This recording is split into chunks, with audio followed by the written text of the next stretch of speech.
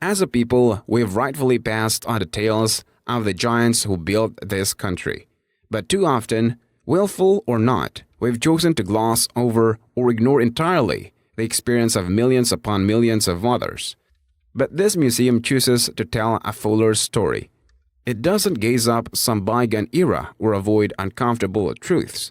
Rather, it embraces the patriotic recognition that America is a constant work in progress, that each successive generation can look upon our imperfections and decide that it is within our collective power to align this nation with the high ideals of our founding.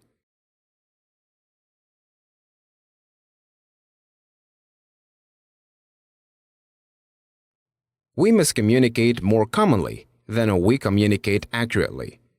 Often, the words we have are at least somewhat inadequate to express how we feel. The first words we think of are often poor reflections of what we really mean. We might at times even want to take our words back for a second attempt, but once those words have left our mouths, our partners are already replying to whatever we have just said. Most conversations happen too fast to allow us to figure out what we really meant to say.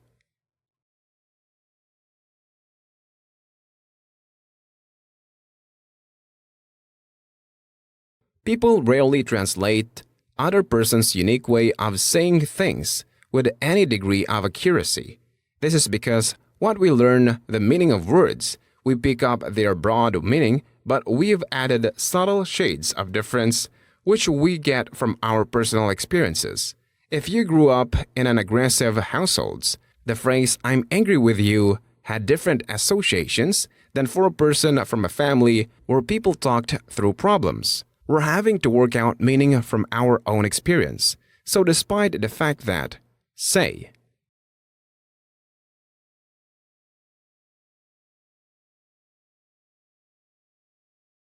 a really good illustrative example of the point I want to make is the book Journey Cake Ho by Ruth Sawyer, based on a traditional folk tale.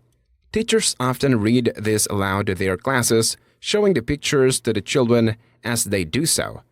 They are, of course, using the words of Ruth Sawyer and presenting the story just as the artist has visualized it.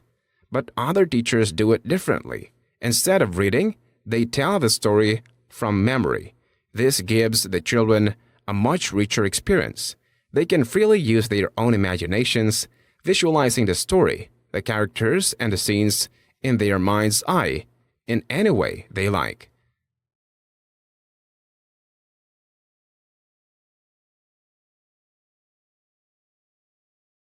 Families are always related to the economy, the politics, the culture of the society. In herding societies, young people go out when they are 10 or 12 years old, and they hang out with the sheep or the goats, or whatever the herd is.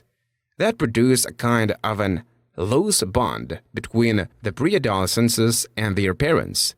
In industrial societies, we tend to keep kids in school for longer, and then college is that point when they might break, or after college, depending on what they are doing. In agrarian societies, families have lots of kids and put them to work. They structure themselves as large families and put them all together in one home.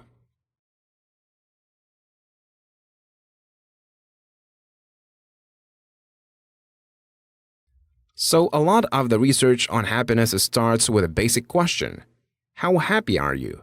And we're psychologists, so tell us on a scale of 1 to 10, where 5 is average, 5 is super duper. The most common answers, interestingly enough, are high. They are 7 or 8. It turns out that most people think that they are pretty happy. This question has been asked all over the world, and it turns out that there are slight differences depending on how old you are, and are slight differences depending on your place within a country. California versus New York. There are slight, subtle differences between men and women at different points.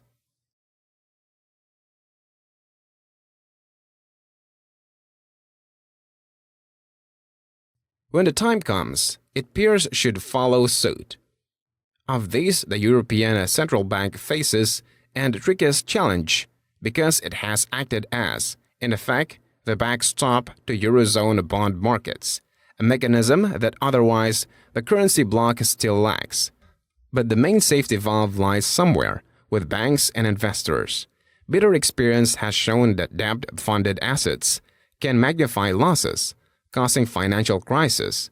For these reasons, banks must be able to withstand any reversal of today's high asset prices and low defaults. That means raising bank capital in places where it's too low, especially the Eurozone, and not backsliding on strenuous stress tests, as America's Treasury proposes.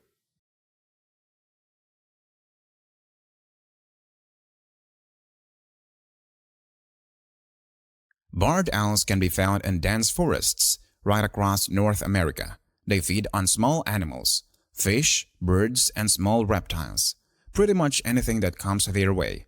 The barred owl grows up to half a meter tall and has emerged as a very adaptable nocturnal predator, whereas they have been long thought to live in old-growth forests.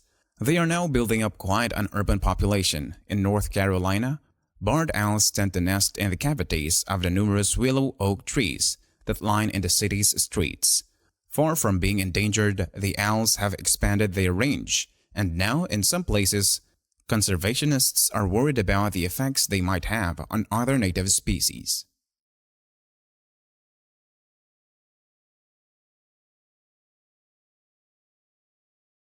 All around the world, significant parts of our cultural heritage are by pollution, neglect, carelessness, and greed. In learning the importance of our history, we come to understand the need to protect significant remains from the past so that future generations can come to understand their heritage.